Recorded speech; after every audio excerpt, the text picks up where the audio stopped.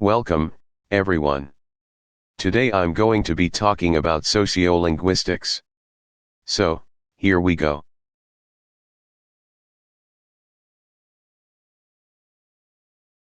The term sociolinguistics is derived from two words. Socio means related to society, and linguistics means the scientific study of language. So, literary translates as, the scientific study of language in relation to society. We can also define sociolinguistics as, the study of how language serves and is shaped by the social nature of human beings. It studies the relationship between language and society.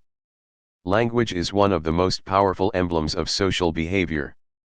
In the normal transfer of information through language, we use language to send vital social messages about who we are, where we come from, and who we associate with.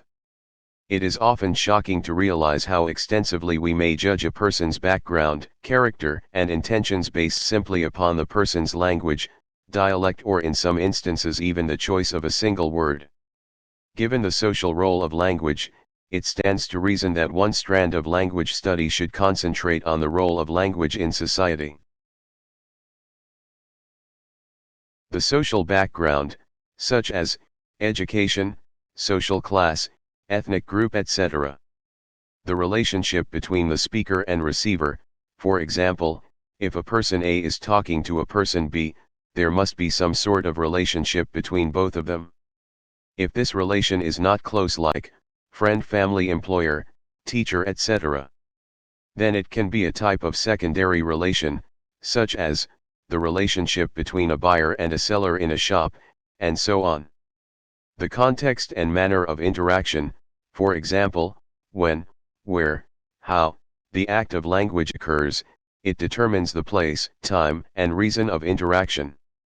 These factors have significant effects on the way we use language in our daily interaction.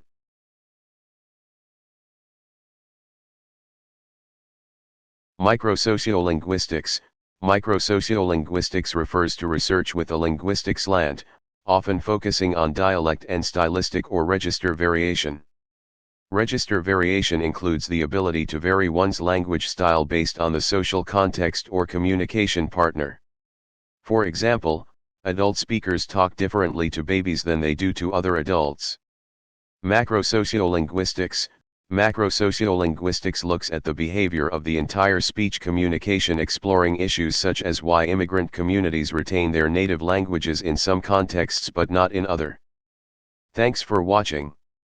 I will try to cover some more interesting topics in my new video. So, see you very soon.